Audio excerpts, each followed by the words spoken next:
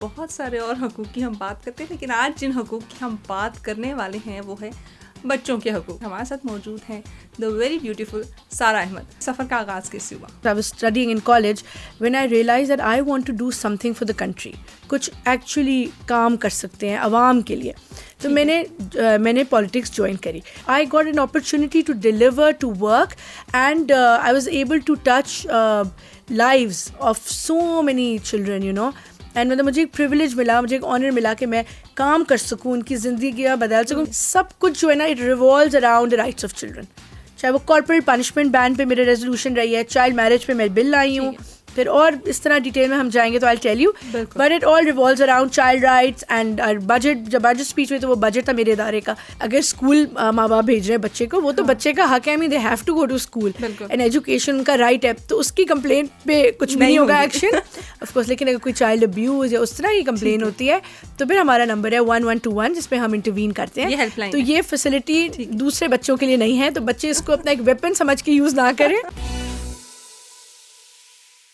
Welcome to another episode of the Salt Range podcast. और आज जिस टॉपिक पे हम बात करने वाले हैं वो हमारे तमाम टीनेजर्स बच्चों का बड़ा ही फेवरेट टॉपिक. हम यूजुअली बात करते हैं माँ बाप के हकूक़ की, पड़ोसियों के हकूक़ की और बहुत सारे और हकूक़ की हम बात करते हैं, लेकिन आज जिन हकूक़ की हम बात करने वाले हैं वो है बच्चों के हकूक़. और उनके ऊपर बात करने के लिए जो शख्सियत हमारे साथ आज मौजूद हैं उनका तारुफ कुछ करवाती चलूँ. वैसे तो बड़ी लंबी लिस्ट है, लेकिन थोड़ा सा कुछ उनके बारे में आपको बताती चलूँ. आजकल बड़ी फेमस भी हैं, बड़ी खूबसूरत सी खातून हैं ये, और डेफिनेटली इनका काम इनसे भी ज़्यादा खूबसूरत है. तो बताती चलूँ कि आज हमारे साथ स्टूडियो में कौन मौजूद हैं. जी, हमारे साथ जो मौजूद हैं वो चेयरपर्सन है child protection and welfare bureau की, और इसके साथ साथ वो पंजाब असम्बली की मेंबर भी हैं. सो अब तक तो आप गेस कर चुके होंगे. हमारे साथ मौजूद हैं the very beautiful Sara Ahmed. First of all thank you so much हमें वक्त देने के लिए. कैसी हैं आप? Thank you so much for having me on your show. मैं बिल्कुल ठीक हूँ, अल्लाह का शुक्र. अच्छा सारा, मुझे बताइएगा, बीइंग अ फीमेल जी कितना मुश्किल है, और ये जर्नी का आगाज़ कहाँ से हुआ? क्योंकि आपका पॉलिटिकल बैकग्राउंड भी है, ठीक है, आपकी जो स्टोरी है वो पॉलिटिकल है थोड़ी सी. 2009 में आपने पॉलिटिक्स का आगाज़ किया और अभी 2024 में जाके आपने बहुत कुछ अचीव कर लिया. वो बड़ी लंबी सी लिस्ट है, उसके ऊपर भी हम बात करेंगे, लेकिन ये सफ़र का आगाज़ कैसे हुआ? राइट. सो रुशना, मैं अपने बैचलर्स कर रही थी कराची में. I am from Karachi basically. तो वहाँ पे मैं अपना पढ़ाई, मतलब of course I was studying in college when I realize that I want to do something for the country.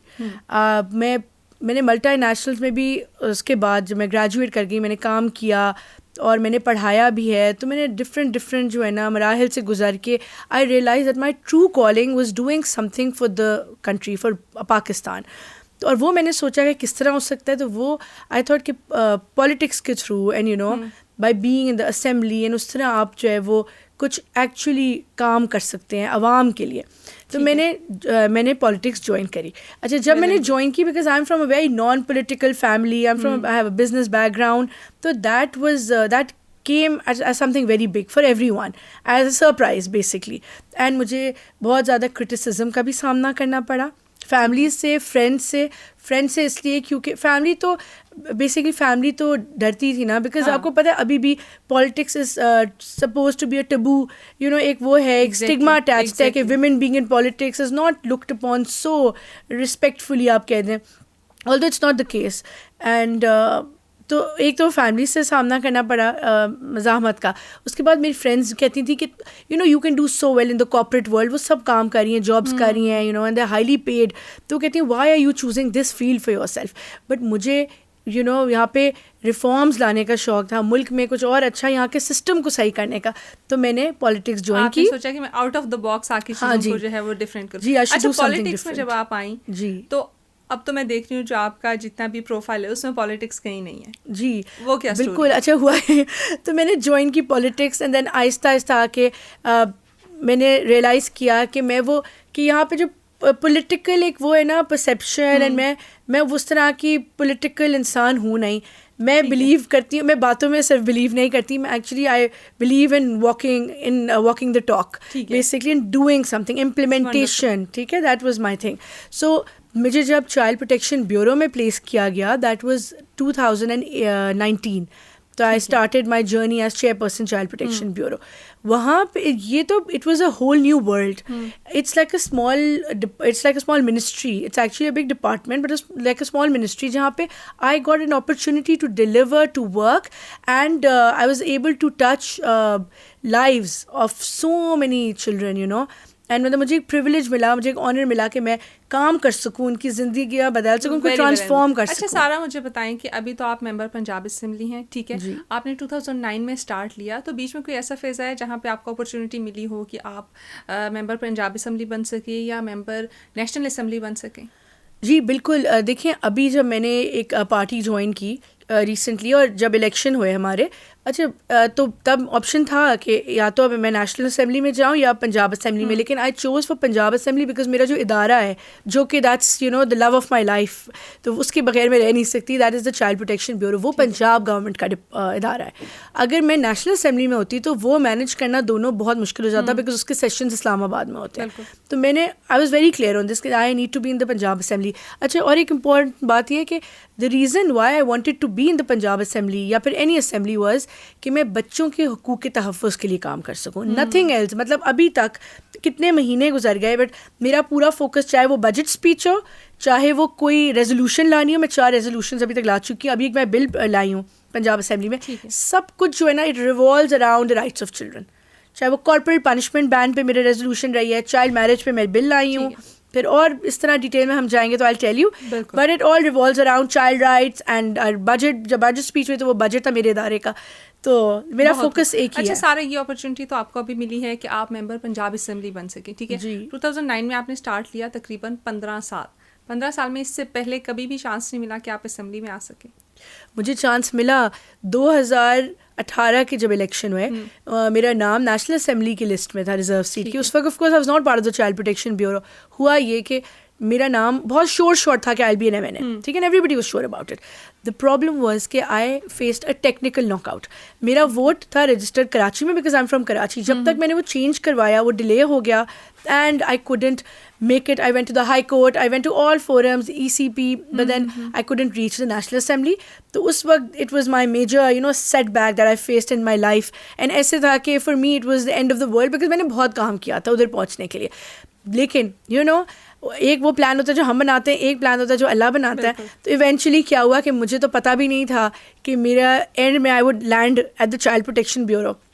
So I was placed at the child protection bureau and बाद में realize हुआ कि MNA MP is nothing in front of this because मुझे यहाँ मौका मिला to work, to show my you know, to prove my worth and to work for the children of Pakistan. अच्छा सारा, जैसे आप चेयरपर्सन भी हैं child protection and welfare bureau की, अब मुझे ये बताएं, अब मैं यूजुअली देखती हूँ बच्चे जो हैं मेरे अपने घर में छोटे छोटे बच्चे हैं, ठीक है जी, और वो इंग्लिश मूवीज़ देखते हैं आजकल, डिफरेंट चीज़ें वो देखते हैं. तो अब वो कहते हैं, अब छोटा सा भांजा है मेरा, वो अपने अब्बा को उस दिन कहता है, वो कहते हैं हम तुम्हें स्कूल में डलवा दें, सही आप मुझे स्कूल में डलवाएं, I will call the cops. तो बच्चों की मेंटेलिटी है कि नहीं, हमारे अब्बा ने हम पे हाथ उठाया तो हम पुलिस को बुला लेंगे, ठीक है.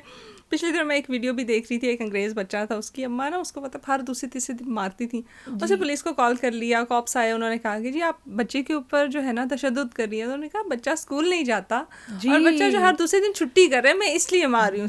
तो पुलिस ने उनको अपना बेल्ट दिया, उन्होंने कहा कि आप ये बेल्ट रखें, आप थप्पड़ मार रही हैं वो तो आप बड़ा हल्का काम कर रही हैं, आपने इसको बेल्ट से मारना है. और दूसरा ये है, आपने दूसरे तीसरे दिन हमें खुद कॉल करनी है, बल्कि हम खुद विजिट भी करेंगे कि बच्चा स्कूल जाता है या नहीं जाता. तो क्या ये चीज़ उन बच्चों के लिए भी वैलिड है जिनको अम्मा अब्बा मार देते हैं या हल्का फुल्का लगा देते हैं? तो नहीं जी, हमने अभी हमने सारा आप ही को कॉल करनी है, हमने कहने हम पे बड़ा चाइल्ड प्रोटेक्शन ब्यूरो 1121 पे कॉल करके हमने वो कंप्लेन करनी है. नहीं होता है. और हमें ना काफ़ी फेक कॉल जिस तरह आती हैं, आई मीन कॉल जो कि एक्चुअली वो केस नहीं होता, I mean we can't intervene. Basically देखें, अगर स्कूल माँ बाप भेज रहे हैं बच्चे को, वो तो बच्चे का हक है, I mean they have to go to school and education उनका राइट है, तो उसकी कंप्लेंट पे कुछ भी नहीं होगा एक्शन ऑफ कोर्स. लेकिन अगर कोई चाइल्ड अब्यूज़ या उस तरह की कंप्लेन होती है तो फिर हमारा नंबर है 1121 जिसपे हम इंटरवीन करते हैं. तो ये फैसिलिटी दूसरे बच्चों के लिए नहीं है, तो बच्चे इसको अपना एक वेपन समझ के यूज़ ना करें. आपको पता है मेरा अपना बेटा ही 7 years old, तो उसको क्योंकि वो इतना मुझे देखते हैं ना, मैं TV पे बीपर्स भी दे रही होती हूँ, TV शोज़ भी कर रही होती हूँ, चाइल्ड अब्यूज़ पे लोगों को गिरफ्तार करा रही हूँ, बच्चों को रेस्क्यू कर रही हूँ, तो इतना उसने सुन लिया है कि अब जब मैं उसको हल्का सा डांट दूँ ना, सिर्फ डांट दूँ, वो कहता है कि mama this is child abuse, you know, I will complain to your helpline, I will tell that the chairperson is, you know, torturing her own child. तो आप देखें ये बच्चों की ना एम्पावरमेंट के कुछ जो है ड्रॉबैक्स भी हैं. This is the down side. अच्छा सारा, मुझे बताएं कि चाइल्ड प्रोटेक्शन में क्या क्या आता है. जी देखिए, चाइल्ड प्रोटेक्शन में आता है किसी भी बच्चे का तहफ़्फ़ुज़, बच्चों के जो हुकूक हैं और उनको वो ना मिल रहे हों उनसे उनका तहफ़्फ़ुज़. और प्लस हम जो child protection welfare bureau ensure करता है वो ये करता है कि जैसे बच्चे जो भीख मांग रहे होते हैं या बच्चे जिनके ऊपर तशद्दुद, जिनके साथ ज़्यादती के वाक़यात, जो चाइल्ड अब्यूज़, ऑल दैट, गुमशुदा बच्चों को फैमिली से मिलवाना, अडॉप्शंस करवाना, न्यू बॉर्न अबैंडन बेबीज़ जो माँ बाप हैं वो छोड़ जाते हैं हमारे गेट के बाहर, सड़कों पे, उनको अच्छी फैमिलीज तक उनकी अडॉप्शन करवाना वहाँ पे, ये सब जो है ना, this falls under the child protection. अच्छा, बहुत सारी NGOs भी इसके अंडर काम कर रही हैं और इन्हीं चीज़ों पे काम कर रही हैं. क्या आप उनके साथ भी कोलैबोरेट कर रहे हैं? जी देखें, बहुत सारी NGOs, इंटरनेशनल NGOs भी, लोकल NGOs भी चाइल्ड प्रोटेक्शन के ऊपर काम कर रही हैं, चाइल्ड राइट्स के ऊपर. हमारा सबके साथ लाइज ऑन है. जब when I became the chairperson ना, I kept a very open door policy. हमने इन्वाइट किया सारी, चाहे आप यूनिसेफ कह दें, SSDO कह दें, मतलब दुनिया में जितने ममालिक की NGOs हैं, there all working in close partnership with me. And हमने उनसे MOU साइन किए हुए प्रॉपर ऑफिशली, और हम उनके साथ बड़े बड़े प्रोजेक्ट्स करें. इनफैक्ट हमने अभी अपने 4 सेंटर्स नए खोले हैं in Punjab without government funding, with the help of UNICEF and IRC, which is International Rescue Punjab में Committee. काम कर रही हैं या बाकी सूबों के साथ भी कोई कोलैबोरेशन हो रही है? देखिए, हमारा बाकी सूबों के साथ कोलैबोरेशन है. जितने भी सूबे हैं पाकिस्तान में, उनके जो DGs हैं चाइल्ड प्रोटेक्शन अथॉरिटीज़ के, वो हमारे उनके साथ एक क्लोज लाइजॉन है. द रीज़न इज़ क्योंकि वहाँ से बच्चे भाग के हमारे पास आ रहे होते हैं, तो हम उनको मिलवाने के लिए we need to have a very good working relationship. तो वी एस्टैब्लिश्ड अ नेटवर्क. लेकिन जो पूरे पाकिस्तान में एक सबसे ऑपरेशनल और जिसका मैंडेट है ना ब्यूरो का, के बच्चों को रेस्क्यू, और है भी हमारे पास, we have more than 1200 children, that is just in Punjab. In fact कोई प्लान है कि इसको हम एक्सटेंड करेंगे बाकी सूबों में भी और फेडरल उसके अंडर? देखिए, इस पे काम हो रहा है कि इसको रेप्लिकेट किया जाए, इस मॉडल को दूसरे सूबों में. इनफैक्ट जो लास्ट चीफ मिनिस्टर थे सिंध के, केयर टेकर, उन्होंने मुझे इनवाइट भी किया था वहाँ, और मैंने मॉडल भी वहाँ पे डिस्कस किया ये. और हमारा वाहिद इदारा है जहाँ पे we have our own child protection court.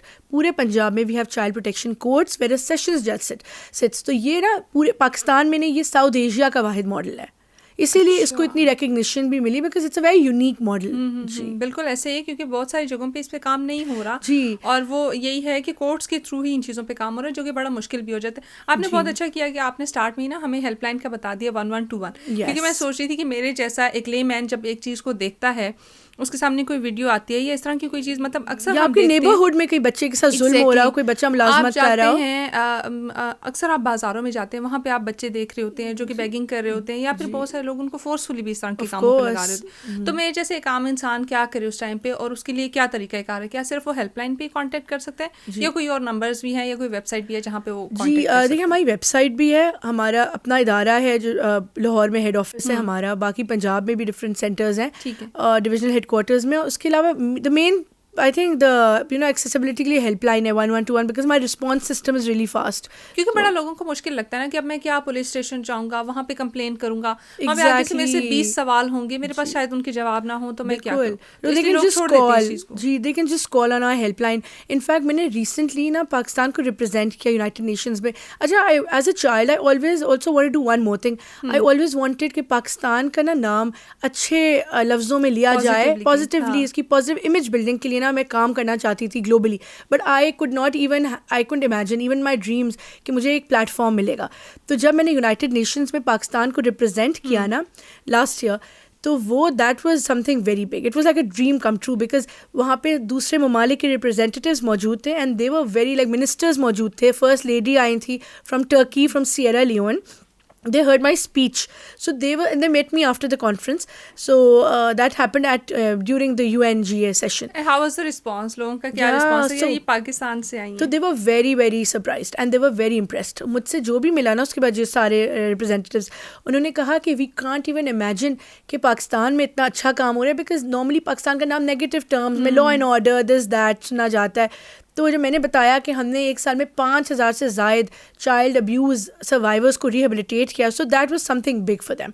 तो वहाँ बड़ी मुझे अप्रिसिएशन मिली. I felt proud as a Pakistani. That's wonderful. And Sara हम चाहते हैं कि आप जैसी बहुत सारी ख़वातीन सामने आएँ और लोगों को, बल्कि पूरी दुनिया को ये दिखाएं कि पाकिस्तान में इतना पॉजिटिवली जो है वो चीज़ें हो रही हैं, लेकिन वो दिखाई नहीं जाती, ना मेन स्ट्रीम पे दिखाई जाती है ना इंटरनेशनल दिखाई जाती. अच्छा सारा, आपका करियर जो है वो स्टार्ट हुआ, उसके बाद आपको 3 अवार्ड्स मिले. एक तो आपको तमगा इम्तियाज़ मिला अभी लास्ट 23 मार्च को, ठीक है. इसके अलावा आपको इंटरनेशनल वुमेन ऑफ करेज का अवार्ड भी मिला.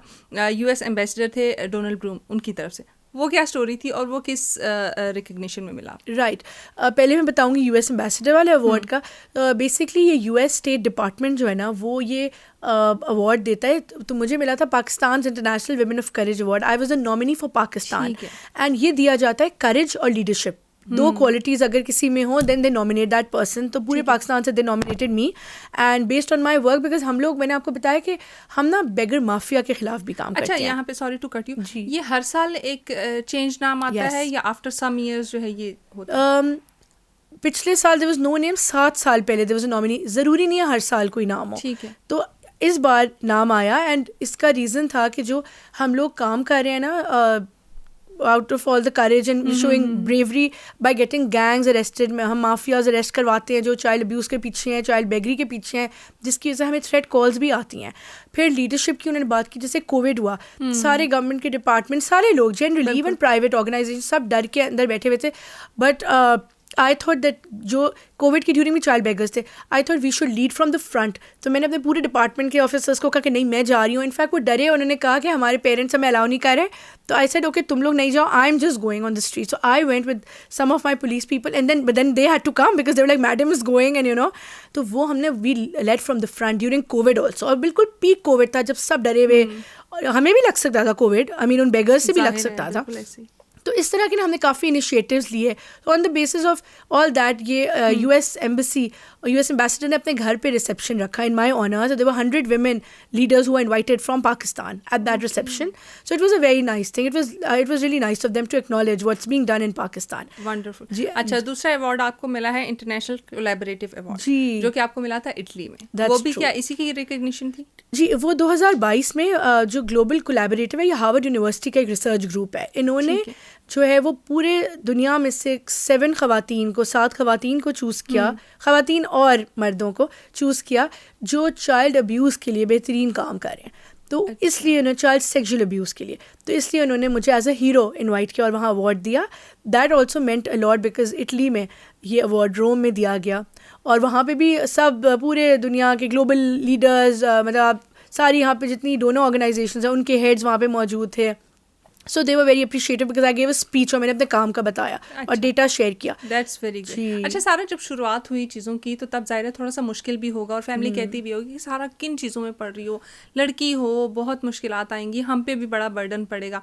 वक्त के साथ साथ रिस्पॉन्सिबिलिटी भी बढ़ती है, लेकिन आपको इस तरह की रिकग्निशंस भी मिलती है. अब फैमिली का क्या रिस्पॉन्स है? बिल्कुल, देखिए शुरू में सब जो है वो मेरे अगेंस्ट हुए थे. It was me versus all. ठीक है, पहले तो पॉलिटिक्स एंटर करने पे, फिर ब्यूरो में भी जब उन्होंने देखा ना कि मेरे टीवी हेडलाइंस में नाम आ रहा है कि मैंने अब्यूज़ के जो परपेट्रेटर्स होते हैं ना, चाइल्ड सेक्सुअल अब्यूज़, वो हम उनको अरेस्ट भी करवाते हैं.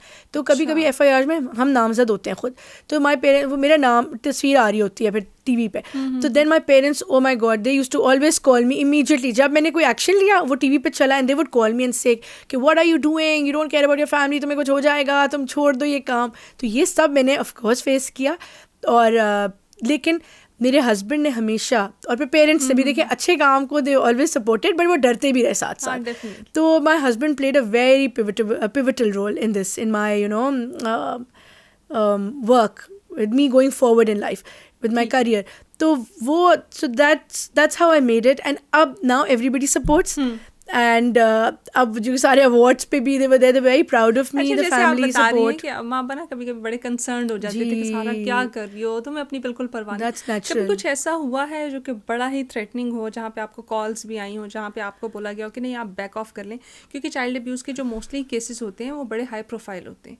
जी तो कोई ऐसा इंसिडेंट हुआ आपके जी साथ? बिल्कुल ऐसे इंसिडेंट्स हुए हैं. इसका मैं अपने अम्मी अबू को बताती नहीं हूँ बिल्कुल. इनफैक्ट कभी टीवी पे कुछ आ रहा होता है, आई ट्राई कि वो उस दिन टीवी ना देखे. आई डोंट टेल देम पहले से कॉल करके कुछ ना कुछ कर लेती हैं। नॉर्मली बताती हूँ तो देखते हैं ना, तो आई डोंट टेल देम ताकि वो उस दिन देखे नहीं। सो बिल्कुल ऐसे चाइल्ड अब्यूज़ के केसेस हुए हैं जहाँ पे मैंने इंटरवीन किया और मेरी बहुत ज़्यादा इन्वॉल्वमेंट रही है from the front, and I was leading from the front. तो उस केस में हमने अरेस्ट करवाया है लोगों को, उसके पीछे जो थे और वो इन्फ्लुएंशियल लोग थे। उसके बाद मुझे कॉल आई कि आप इसमें से हट जाएं क्योंकि आपके लिए प्रॉब्लम्स क्रिएट हो सकती हैं और आप इनका नाम ना लें, उसका नाम ना लें टीवी पे, you know, stuff like that. But you know, अल्हम्दुलिल्लाह, I think I got this faith in God and I feel अगर मैं सही काम कर रही हूँ ना तो इसमें कोई डरने की बात नहीं है। एंड इस तरह ही this has always given me the courage to just keep going on. सिर्फ कॉल्स तक ही रही है, जैसे हम मूवीज में देखते हैं ना, थोड़ा थ्रेट्स की तरफ भी आते नहीं, हैं, थैंक गॉड, बाकी फैमिली की तरफ भी आ जाते हैं, या आपको फॉलो किया जा रहा हो कि घर तक पहुंच गया, ऐसा कभी नहीं? अल्लाह का शुक्र अभी तक ऐसा कुछ नहीं हुआ, आई होप आगे भी ना हो। बट हाँ, बट कॉल्स आई हैं ऑफ कोर्स, और मेरी टीम को भी थ्रेट का साथ। Very well done, more power to you Sara. अच्छा सारा, हम आगे बढ़ेंगे। आप कह रही हैं कि पिछले 5 साल से आप इस चीज़ के ऊपर काम कर रही हैं। पिछले 5 सालों में अगर देखा जाए तो बहुत सारी गवर्नमेंट्स भी चेंज हुई, ठीक है। एक तो वो एक्सपीरियंस आपका कैसा रहा, क्योंकि ज़ाहिर है एक गवर्नमेंट एक इनिशिएटिव लेती है, कुछ महीनों बाद अगर वो चेंज हो जाती है तो फिर वो सारा जीरो पे चला जाता है, उसको दोबारा से स्टार्ट करना पड़ता है। और ये बताइएगा कि अभी तक कौन सी गवर्नमेंट मोस्ट सपोर्टिव रही इस चीज़ के? जी देखिए, बिल्कुल I am very grateful to the institutions of Pakistan and to the Pakistani government जिन्होंने मुझे मौका दिया और मुझे कंटिन्यूएशन मिली कि मैं काम कर सकी। I was not changed.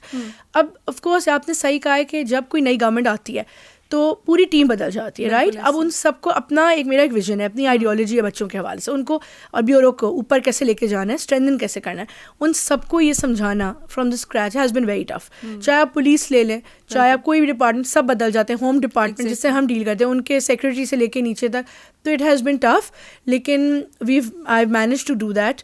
और सपोर्टिव सारी गवर्नमेंट्स रही हैं ऑनेस्टली, बिकॉज आई थिंक ये बच्चों का जो इशू है ना सोशल, और ये है भी चाइल्ड राइट्स, इस पे everybody has a soft corner, so nobody wants to you know do anything against this, या फिर डिपार्टमेंट को कोई कह के बंद कर दें या इसका बजट कम कर दें, ऐसा कुछ हुआ नहीं। And everybody, all governments so far have been supportive with this cause. ठीक है, ये तो बड़ा एक पॉजिटिव चीज़ है, और ये पॉजिटिव लोगों को भी पता चल रहा है कि हर गवर्नमेंट जो है वो ऐसी जो चीज़ें होती हैं जो जेनेरिक हैं, जो पब्लिक की वेलफेयर के लिए, उसके ऊपर बड़े अच्छे से काम करती है। अच्छा सारा, आगे बढ़ेंगे। अभी मैं देख रही थी न्यूज़ में आपकी एक चीज़ बड़ी चल रही है, जो कि आपने एक बिल प्रपोज किया है, चाइल्ड मैरिज बिल, ठीक है, वो क्या है और उसकी थोड़ी डिटेल हमें बताइएगा। Okay, child marriage restraint bill 2024। अच्छा, ये बिल हम इसलिए लाए हैं क्योंकि लाहौर हाई कोर्ट के जज की रीसेंट जजमेंट आई है और उसमें उन्होंने कहा है कि सिंध में एज 16 साल है, केपी में 18 साल है, केपी में 18 है, तो पंजाब में 16 क्यों है? They should be a unanimous age across the country, which of course is logical, होनी भी चाहिए। तो मैंने ये bill UNFPA plus GDP and British High Commission के साथ मिलके they help me in drafting this bill and they wanted to pitch in to me. वो समझते थे कि मैं इसको आगे लेके चल सकती हूँ, so they gave me this bill and they made it with us. मैंने इसको गवर्नमेंट ऑफ पंजाब में प्रेजेंट किया, होम डिपार्टमेंट में और असेंबली में भी एज MPA। तो मेरी पूरी कोशिश होगी कि ये बिल अप्रूव हो जाए। अच्छा, इसका फ़ायदा क्या होगा? देखें, हम ये बिल जो है ना, इट्स वेरी कॉम्प्रिहेंसिव। इसमें यह है कि अच्छा, मैं समझ रही हूँ इस टाइम पे कि जितने भी यंग बच्चे हैं ना, वो इस टाइम जो है ना, वो इसमें अपना नुकसान देख रहे हैं और वो कह रहे होंगे कि ये खातून जो है ना, वो हमारे लिए प्रॉब्लमैटिक हो सकती है। हाँ, बड़े यंग बच्चे जो है ना, वो चाह रहे हैं बस उनकी शादियां हो जाए। और सर्कमस्टांसेस भी देखें तो मोस्टली पेरेंट्स भी हैं, वो भी चाहते हैं कि नहीं बस बच्चों की जल्दी शादियां हो जाएं, क्योंकि यूट्यूब, सोशल मीडिया, फेसबुक, इन्होंने बच्चों को बड़ा बिगाड़ के रख दिया। बच्चे भी अब चाहते हैं कि बस हो जाएं, और बड़े बच्चों को अप्रिसिएशन भी मिल रही है, क्योंकि मैं देखती हूँ आए रोज़ 16 साल के बच्चे, 14 साल के बच्चे, उनकी शादियां हो रही हैं, और बड़ी कमेंट सेक्शन में उनको जो है ना वाह भी हो रही होती है कि हाँ बस ठीक है, जल्दी शादी हो रही है, टाइमली शादी कर नहीं। देखिए, द थिंग इज कि उनको ये पता होना चाहिए इन बच्चों को कि तुम लोग जल्दी जो है ना, जल्दी में फैसले करते हो, जल्दी शादियां कर लेते हो, ज़रूरी नहीं है कि वो सस्टेनेबल हो। तो पढ़ाई के बाद, प्रॉपर एजुकेशन के बाद, और आपके अंदर इतना शऊर आ जाए, अवेयरनेस आ जाए, फिर आप शादी करें। अच्छा, दूसरी तरफ सासें भी कहती हैं कि नहीं, हमें यंग बहू चाहिए, वो जल्दी ताकि अपने मर्जी से मोल्ड कर सके उनको। वो कहती हैं पढ़ी लिखी खातून है, ये तो नहीं घर चलाएगी, घर बसाएगी, एम्पावर्ड वुमन कैसे रहेगी, है ना। बिल्कुल, ये है ना माइंडसेट एक। लेकिन देखें, एट द सेम टाइम आप हर चीज़ लॉन्ग टर्म होनी भी ज़रूरी है। और प्लस देखिए, अगर पढ़ी लिखी ख़वातीन होंगी तो ही पढ़े लिखे बच्चे भी होंगे और हमारे आगे जनरेशन्स चलेंगी। सो कि और बाकी इसमें एक रिलीजियस पॉइंट ऑफ व्यू पे, so I wouldn't go into that, वो गवर्नमेंट की मर्जी, if they do it or not, but my objective was to just present the bill, so I have done that, I have done my duty. इसमें हमने एक CNIC की रखी है शर्त कि CNIC जब आप प्रोड्यूस होगा तभी निकाह हो सकता है। हमने सजाएं भी इसमें प्रपोज की हैं, हर चीज़ की है। Let's see what happens. जिनको सजाएं आपने दिलवाई हैं वो तो कोस रहे होंगे। हाँ, ये अब आगे दिलवानी है। गलत करी है, हमारे साथ नाइंसाफी हो रही है। हाँ, बट लेट्स सी क्या होता है। बट मैंने हमेशा दूसरे चीज़ों का बगैर सोचे, मैं एक फोकस मूव कर रही होती हूँ एक डायरेक्शन में, एंड जो सही होता है उसको आगे लेके चलती हूँ और आगे let's see what happens with this. अच्छा, आप देखें हमारी डाइट आजकल ऐसी हो चुकी है, जैसे आपने कहा ना रिलीजियस पॉइंट ऑफ व्यू है कि बस वो रिलीजन तो हमारे ये कहता है कि बच्चा बालिग हो गया तो बस उसका निकाह हो सकता है, ठीक है, वो शादी कर सकता है। तो हमारी डाइट्स ऐसी हो चुकी हैं। उसके बाद जैसे मैंने इन्वायरमेंट का फैक्टर भी बोला कि सोशल मीडिया से हम इतने ज़्यादा इन्फ्लुएंस्ड हो चुके हैं कि अब पेरेंट्स कहते हैं कि नहीं, बच्चे ने अगर ये सब देखना है तो बस ठीक है, बेहतर है टाइमली शादी कर दें रादर देन कि वो कुछ और करे। तो मतलब जो बियॉन्ड सोशल नॉर्म्स हैं, तो उससे अच्छा नहीं है कि आप शादी कर लें और एक ठीक रिश्ता कायम कर जी। लें। देखिए, हमने एज को इतनी ज़्यादा नहीं, 18 ईयर्स प्रपोज किया, जिस तरह सिंध में भी है, जिस तरह KP में भी है, तो उसके बाद भी वो सब कुछ एक्सप्लोर कर सकते हैं and they don't need to get distracted towards other stuff. तो I think it's not, it shouldn't be a problem. अच्छा, मतलब आप क्या इसको इस तरफ भी लेके जा सकते हैं कि पेरेंट्स अपनी रिस्पॉन्सिबिलिटी नहीं लेना चाह रहे तो कह रहे हैं कि नहीं बस ठीक है कि बच्चे की शादी करो, कि बच्चों को अपने ओन पे होना चाहिए। बिल्कुल, ये भी एक रीज़न है, ऑफ कोर्स, बिल्कुल। तो दोनों फैक्टर्स को आपने मद्देनजर रखते हुए कि नहीं ये सारी चीज़ें बीच में काउंट होंगी। अच्छा, 18 ईयर्स की एज क्यों, मतलब 16 भी तो कर सकते थे, जो कि आप सर्कमस्टांसिस देख रही हैं उसके अकॉर्डिंग अगर हम देखें तो 16 इज़ ऑल्सो सुटेबल एज। देखिए, हमने क्योंकि सिंध में भी 18 है, KP में भी 18 है, ICT में भी 18 है, तो एक यूनिफाइड एज होनी चाहिए। क्योंकि जैसे आपने देखा दुआ ज़ारा का केस हुआ क्या, वो हमारे पास भी आया केस, ठीक है। हाँ, दैट गर्ल बेसिकली वो वहाँ से भागी, सिंध में उसकी शादी हुई और वो वहाँ से भागी, तो इशू ये आया, सिंध में एज है 18, पंजाब में एज है 16, तो जो है जजेस डिसाइड करने में देवर डबल माइंडेड कि हम क्या फैसला करें, क्योंकि वो पंजाब के अकॉर्डिंगली सही थी उसकी शादी, लॉफुल, सिंध के अकॉर्डिंगली नहीं थी। तो एक एज होनी चाहिए, this is our main point, कि there should be one unified age all across Pakistan.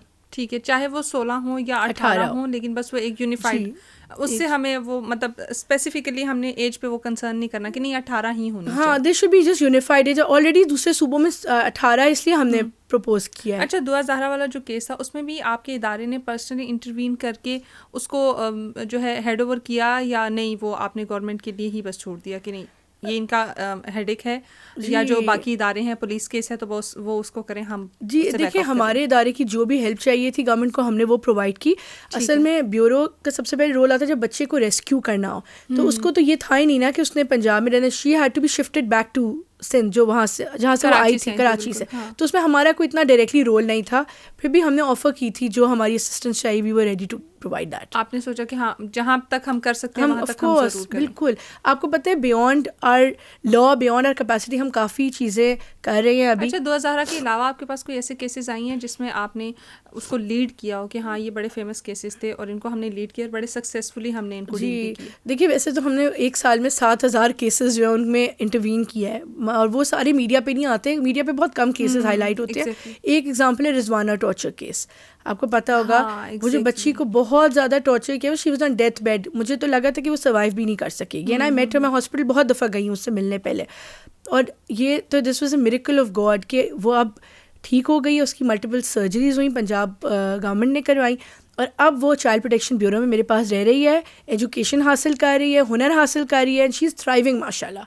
And वो एक बहुत ही, एक आप कहते हैं ना हंसमुख किस्म की बच्ची है, बिकॉज मैं उससे सर्जरी से पहले भी मिली, उसके बाद भी मिली, उसकी बहुत सर्जरीज हुई हैं, उसने हमेशा एक स्माइल रखी है। सामने कैसे आया, मतलब वो तो जाहिर है घर में एक चीज़ हो रही थी, तो आपके सामने कैसे आई और उसको डील करना कितना मुश्किल? देखिए, रिजवाना पे ना टॉर्चर हुआ इस्लामाबाद में, उसके बाद वो भाग के अपने जो जहाँ से वो आई थी वो वहाँ चली गई, सरगोदा, और उसने फिर जो उसके पेरेंट्स हैं उन्होंने ये केस रिपोर्ट किया, एंड उस वक्त भी उसकी बहुत बुरी हालत थी कि उसको फ़ौरन तो हॉस्पिटल में एडमिट किया गया जहाँ उसका इलाज स्टार्ट हुआ।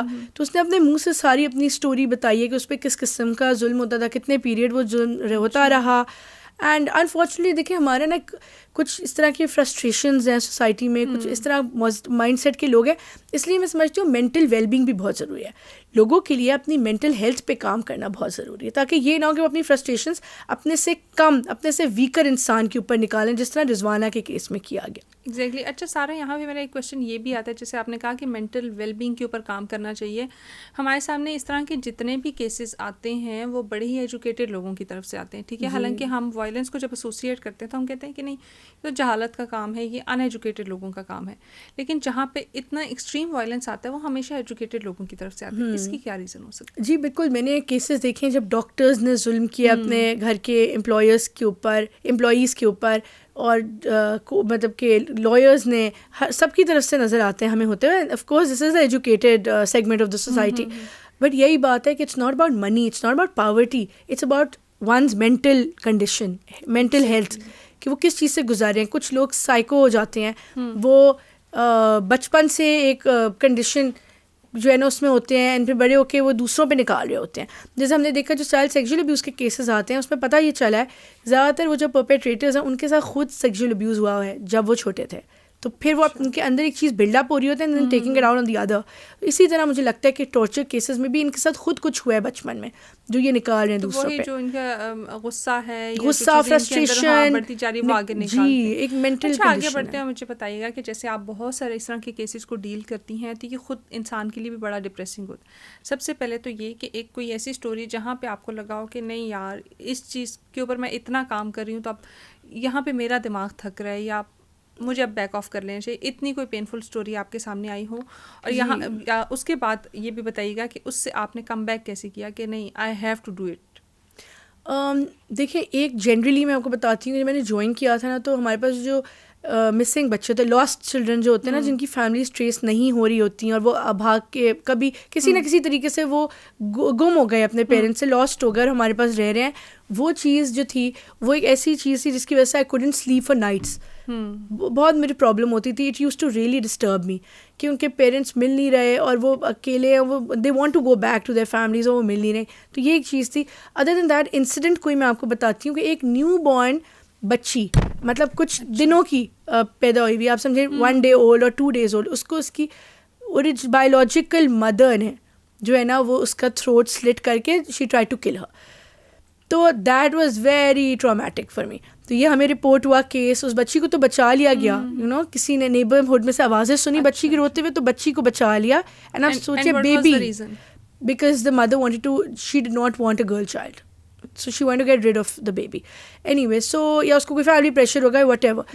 तो इस बच्ची को हमने रेस्क्यू किया, इसकी सर्जरी करवाई और फिर इसको अडॉप्ट करवा दिया into a very suitable family and she is living happily over there। तो ये इस तरह की होती हैं बहुत ट्रॉमा वाली स्टोरीज़, तो वो इनको डील करना मुश्किल होता है। और इवन टॉर्चर केसेस, जैसे एक बच्चे को उसके एम्प्लॉयर ने एक बच्चे को कत्ल कर दिया, मार के इतना मारा, वो घर पे मुलाजमत करता था, 12 साल का बच्चा, उसको इतना मारा कि उसकी डेथ हो गई। तो उसके छोटे भाई को हमने रेस्क्यू किया, वो हमारे, क्योंकि उस पर भी जुल्म होता था, बट वो ऑफ कोर्स वो मरा नहीं, वो बच गया। He is living with us, उसका नाम रिजवान है, हमारे साथ रह रहा है और तालीम हासिल कर रहा है, बहुत खुश है।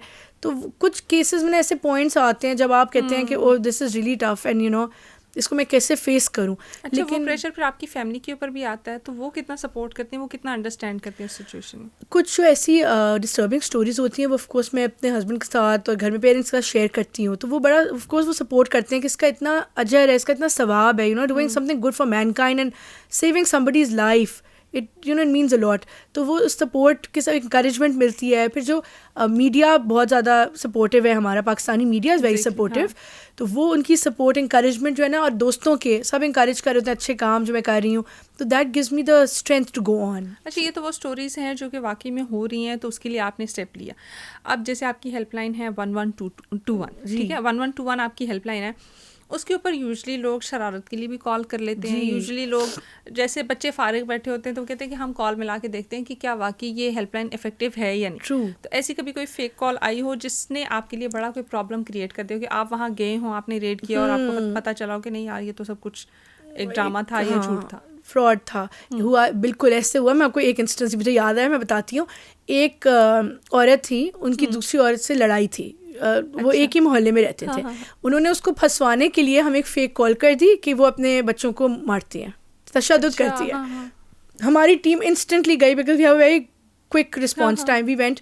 तो जाके देखा हमने वहाँ पे पूरी रेकी की, इन्वेस्टिगेशन की, तो वो उल्टा हो हमारे ऊपर वो शोर करके वो हमारे खिलाफ कोर्ट में चली गई कि इन्होंने कैसे आके चेक किया मुझे. हम तो प्रॉपर सर्च वारंट लेके जाते हैं. Anyway nothing happens to the court against us. लेकिन ये होता है कि लोग बदला लेने के लिए भी crank call, prank call, you know, fake calls कर तो देते फिर हैं. जो कॉल आपको करते हैं उसके साथ आप क्या, मतलब उसके अगेंस्ट भी कोई एफआईआर होती है या द कोई थिंग इज कि प्रोसेस है? जब लोग अपनी आइडेंटिटी एनोनिमस रखते हैं ना, तो उस केस में हम कुछ कर नहीं सकते. लेकिन अगर हमें उनका ऑफ कोर्स वेयर अबाउट्स का पता हो तो फिर हम उनके खिलाफ एक्शन लेंगे. बिल्कुल उस चीज़ को आप जो है ना वो लेके चलेंगे कि हाँ ये प्रॉपर तरीके से होना जी, चाहिए ताकि जी. आपका टाइम वेस्ट ना उनको हो. भी सजा मिलनी चाहिए ना जो ऐसे कर रहे हैं. हाँ, exactly, दूसरों की, ऐसे बिकॉज ही. उनकी बदनामी भी हाँ, तो है, यू क्योंकि नो. ये एक देखें बड़ा सेंसिटिव हाँ, टॉपिक किसी की है और उसके reputation ऊपर, का सवाल है. sensitively काम करना चाहिए. अच्छा मुझे बताइएगा, बहुत सारे ऐसे इदारे हैं या बहुत सारी ऐसी इंडस्ट्रीज़ हैं जहाँ पे चाइल्ड लेबर हो रहा है, ठीक है. मैं खुद भी देखती हूँ, मतलब अक्सर एरियाज़ में देखती हूँ वहाँ पे छोटे बच्चे हैं जो बेगिंग कर रहे होते हैं, या फिर I won't mention the name of the organisation, लेकिन वहाँ के फुटबॉल्स बड़े फेमस हैं, इंटरनेशनली पे वो एक्सपोर्ट किए जाते हैं. ये मतलब ये जो मेरा नॉलेज है ये कुछ 5-6 साल पहले का है. Right. और वो कहते हैं कि हम बच्चों से फुटबॉल्स इसलिए बनाते हैं क्योंकि उनके हाथ पतले और नाजुक होते हैं, तो बड़े रिफाइंड वो फुटबॉल्स बनाते हैं और वो इंटरनेशनली एक्सपोर्ट भी होते हैं. I understand. उनके ऊपर कोई काम हो रहा है? देखें, चाइल्ड लेबर डायरेक्टली ब्यूरो के अंडर नहीं आता हमारे, लेकिन मैंने आपको जिस तरह बताया हमने बियॉन्ड कैपेसिटी काम कर रहे होते हैं. तो जब हमें कोई भी केस रिपोर्ट होता है चाइल्ड लेबर का, हम उसमें ज़रूर इंटरवीन करके ऐसे बच्चों को रेस्क्यू करते हैं. और हमारी एक सक्सेस स्टोरी ये हुई, जब हम बच्चों को लाते हैं ना, उसके बाद they don't want to go back to their parents. वो कहते हैं कि उन्हें जाना ही नहीं है क्योंकि वही माँ बाप उनको कहीं और मुलाजमत पे रखवाएंगे. तो ऐसे बच्चे हमारे पास रह रहे हैं, तालीम हासिल कर रहे हैं. तो हम अच्छा, कुछ बच्चों की तरफ से आपको ये होता है कि नहीं, मतलब हम अपने पिछले लाइफस्टाइल में ज़्यादा खुश थे, जो कि ज़ाहिर है क्योंकि अगर जो बच्चे बेगर्स वगैरह हैं तो वो तो दिन की अच्छी खासी अमाउंट कमा रहे होते हैं, ठीक है. 1,000-2,000 तो मैं बोलूँगी बहुत कम अमाउंट है, वो दिन की 5,000-10,000 भी कमा रहे उनकी अंडर ग्रेड की जो सैलरी होती है ना, जो बाद में मिलती है जॉब करने के, उससे ज़्यादा उनकी कमाई है महीने की, जो चाइल्ड बेगर्स हैं. बिल्कुल. क्योंकि कोर्ट हमारे उनको करते रेस्क्यू, तो वो बताते हैं हमें. तो ऐसे बच्चे हैं ऑफ कोर्स जिनको वो ज़िंदगी पसंद है, सड़क पे रहना, स्ट्रीट चाइल्ड बन के, क्योंकि वो उसमें आज़ादी है.